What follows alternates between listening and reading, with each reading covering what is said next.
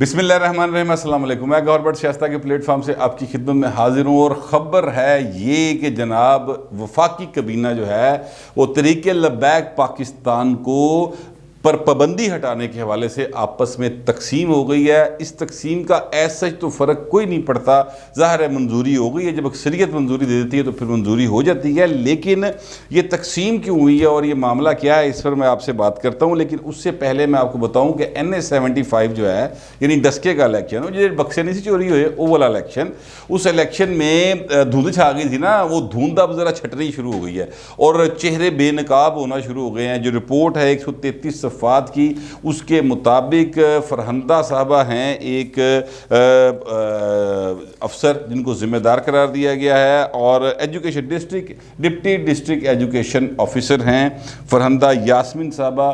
ان کے گھر میں غیر قانونی اجلاس ہوا تھا، اور اس اجلاس میں کہا گیا تھا کہ جناب آپ نے جڑی شناختی کارڈ دی کاپی بھی آوے دے ووٹ پان دو، ٹھیک ہے۔ اس طرح کر کے چیزیں سامنے آ رہی ہیں۔ مسلم لیگ نون نے اس کو باقاعدہ ایک ایشو بنا لیا ہے۔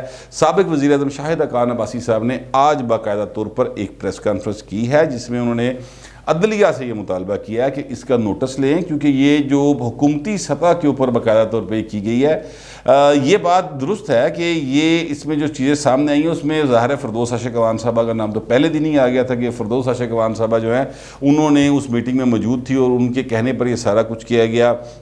اب جو مزید ڈیٹیل آئی ہے اس میں یہ بتایا گیا کہ جناب 20 جو پریزائڈنگ افسر تھے وہ یہ دھوندی گواچ نہیں سی گئے تھے، پھر اکٹھے ہی پولیس دی گڈیاں جو باہر آ رہے سن، وہ فوٹیج بھی آ گئی تھی، تو وہ کہتے ہیں کہ جناب انہوں نے یہ بیان دیا کہ جناب ہمیں اغوا کیا گیا تھا، ہم اسی گواچے نہیں سا کہتے، سانوں چک کے لے گئے سن۔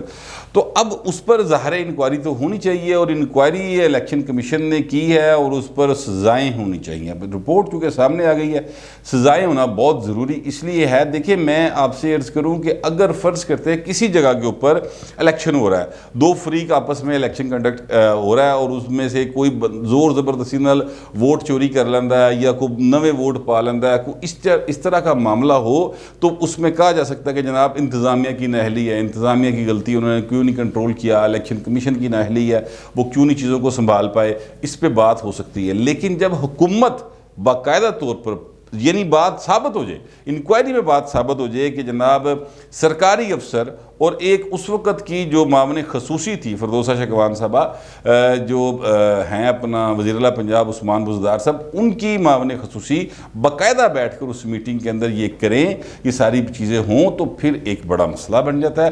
اور اس پر میں یہ سمجھتا ہوں کہ شاہد خاقان عباسی صاحب کا یہ مطالبہ کہ آرٹیکل 6 لگنا چاہیے، یہ اب ظاہر ہے قانونی ماہرین جو ہیں وہ اس پر ایکچوئل بات کر سکتے ہیں، لیکن مجھے اتنا ضرور علم ہے کہ آئین کے تحت اگر ووٹ چوری کیا جائے تو وہ آپ آئین سے انحراف کر رہے ہوتے ہیں، کیونکہ ووٹ کا پوشیدہ رہنا بہت ضروری ہے۔ ووٹ کی جو سیکریسی ہے، اس کے ساتھ ساتھ اس کی جو ایک وقار ہے، اس کا ایک عزت ہے، اس کو ملحوظ ہاتھ رکھنا بہت زیادہ ضروری ہے۔ جس ڈبے چ پوے، جس نام تے پوے، اسے ڈبے چ اسے بندے دے نام تے برآمد ہوئے، یہ اس کو رگ کرنا جو ہے وہ آئین کی خلاف ورزی ہے۔ اور اس پر اب آرٹیکل 6 لگتا ہے یا 62-63 لگتا ہے، مجھے اس بارے میں نہیں علم، یہ ظاہر ہے کہ وہی بتائیں گے جو آئینی ماہرین ہیں۔ لیکن الیکشن کمیشن آف پاکستان پر اب یہ بھاری ذمہ داری پڑ گئی کہ جن افسروں کے، جن سیاسی شخصیات کے نام آئے ہیں، ان کے خلاف باقاعدہ طور پر کارروائی کرے، اور امید یہی ہے کہ وہ کارروائی کریں گے۔ لیکن یہاں پر عدلیہ کا جو رول انہوں نے کہا ہے کہ عدلیہ اس کا نوٹس لے، میرا خیال ہے اٹس ٹو ارلی ٹو سے، کیونکہ جب ایک فورم موجود ہے کہ الیکشن کمیشن آف پاکستان جو ہے وہ یہ کیا کہنا چاہیے، اس کی رپورٹ آئی ہے اور انہوں نے انکوائری کرائی ہے، تو انہوں تو ایکشن لین گے نا۔ اگر وہ اس میں ناکام ہو جائیں، اگر وہ اس پر پراپر کام نہ کر سکے، تو پھر عدلیہ کی طرف جانا چاہیے۔ شاہد خاقان عباسی صاحب نے لگتا ہے جذباتی سے ہو کے یہ مطالبہ کر دیا ہے عدلیہ سے کہ وہ اس کا خود نوٹس لے اور اس پر بات ہو، کیونکہ ابھی یہ فورم موجود ہے الیکشن کمیشن کا، جیسے میں نے آپ کو بتایا، تو ابھی اس پر تو دیکھنا چاہیے کہ الیکشن کمیشن پراپر اس پہ ایکشن لیتا ہے تو کیا اس کے بعد نتیجہ نکلتا ہے۔ ویسے یہ بات درست ہے کہ وزیر اعلیٰ پنجاب کم از کم جو ہے نا، ان کو ضرور اس پر کٹہرے میں لانا چاہیے، کیونکہ ظاہر ہے کہ ساری انتظامیہ نے لگائی ہوئی تھی۔ بلکہ میں آپ کو یاد دلاؤں، جب یہ الیکشن کمیشن نے متعلقہ ڈی پی او کو اور متعلقہ جتنے لوگ تھے انتظامیہ کے، NA-75 کا جب الیکشن ہوا تھا، 19 فروری کو یہ الیکشن ہوا تھا، تو اس الیکشن میں جتنے لوگ تھے وہ انتظامیہ کے، ان کو معطل کیا تھا، تو पंजाब हुकूमत जो है उन्होंने ये ऐलान किया था और बाकायदा पटिशन दायर करती है हाई कोर्ट के जनाब इलेक्शन कमीशन का फैसला गलत है। तो इससे ये बाकायदा तौर पे आप समझ लें कि एक सबूत मिल जाता है कि पंजाब हुकूमत जो है वो इसमें पार्टी बनी हुई थी। हालांकि हुकूमत का काम पार्टी बनना नहीं होता, लेकिन वो पार्टी बनी हुई थी, माजी में ऐसा होता रहा है, चूँकि लिहाजा इन्होंने कहा वही जो माहौल है तो चल पो। अच्छा, अब ये सारी रिपोर्टा रपाटी हो रही है और ये सारा कुछ हो रहा है, तो अब आप अंदाज़ा लगाएं कि इसमें जिनके सहारे पे हुकूमत खड़ी थी वो सहारा जो है ना इनसे छिन गया हुआ है। ये इमरान खान ने आप ही वो टैनी वड़ थी जितने बैठे से, ठीक है। ज़ाहिर है मेरी मुराद जिन लोगों से है आप जानते ही हैं।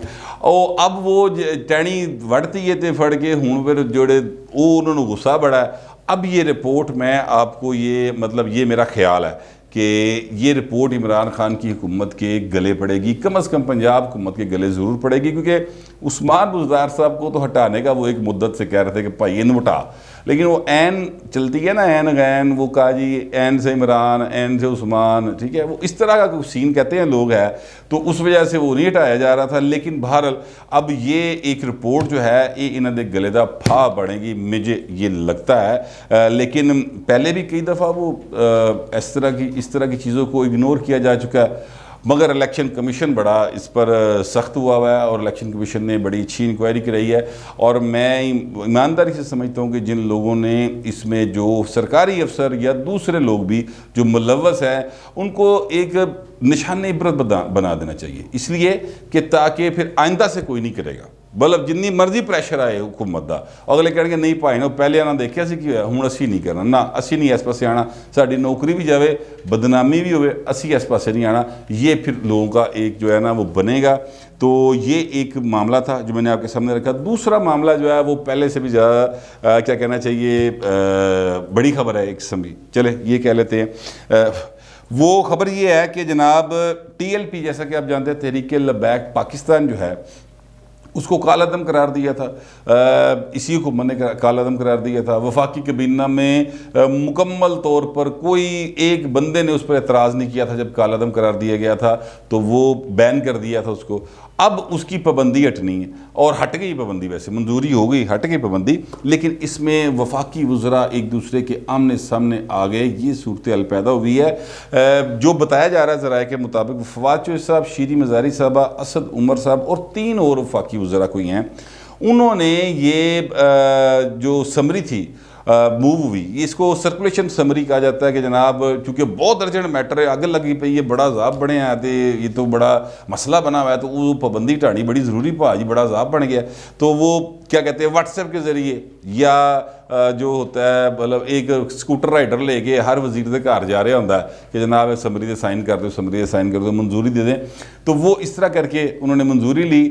14 वज़रा जो हैं उन्होंने उसकी हमायत में वोट किया और 6 ने कहा कि नहीं सर मेहरबानी करें इसके ऊपर आप काबीना का बाकायदा इजलास तलब करें।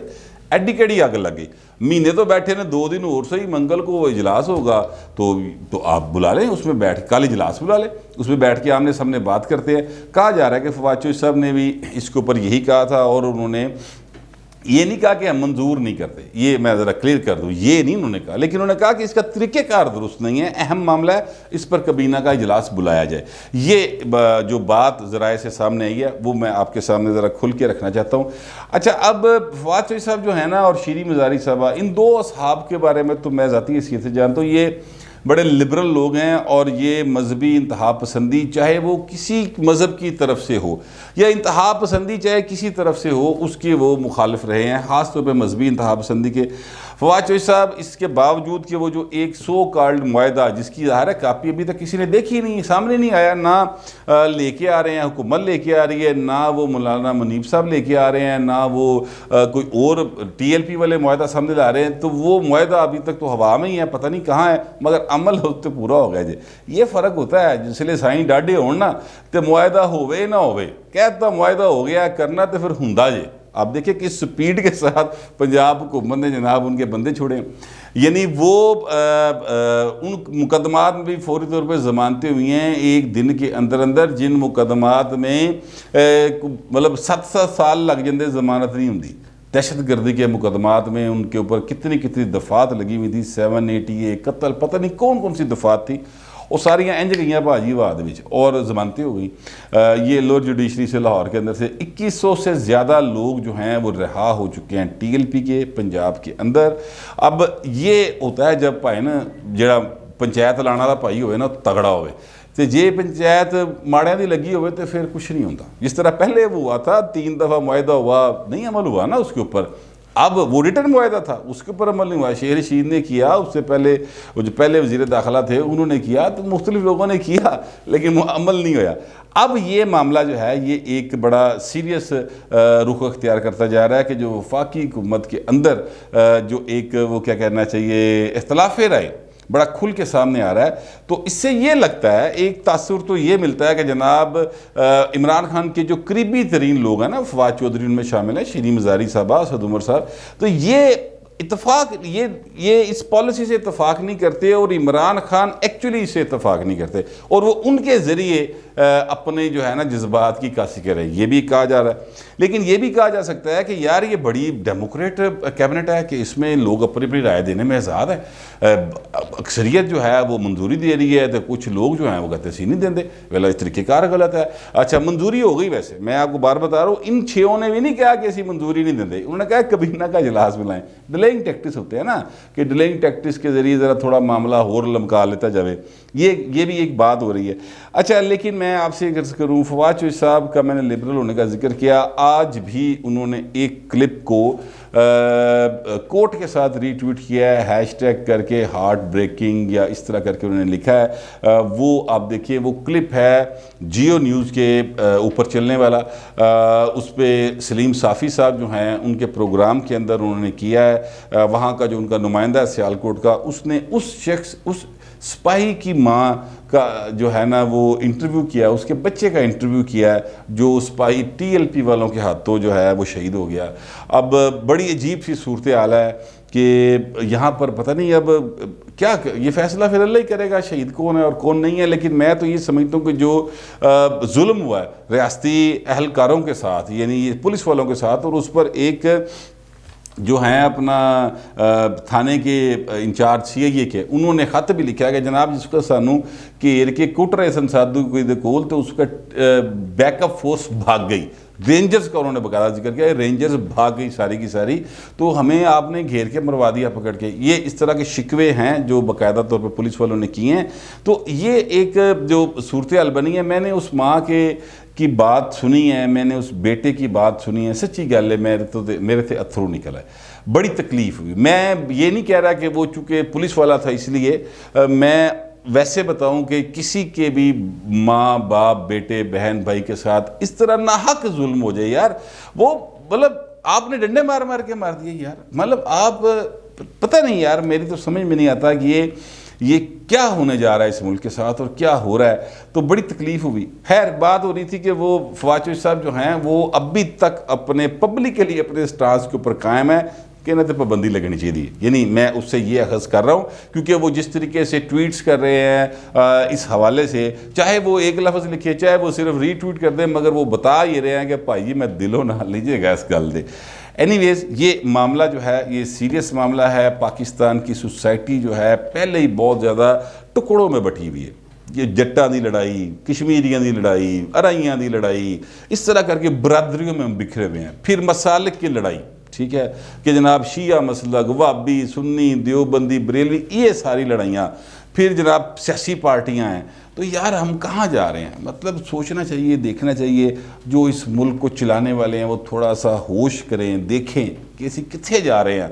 بہرحال بڑی ایک افسردہ صورتحال ہے. اس میں اربوں روپے کا ہمارا نقصان ہوا ہے, اور اربوں روپے کا نقصان اپنی جگہ پہ ہوا, لوگ مرے وہ الگ.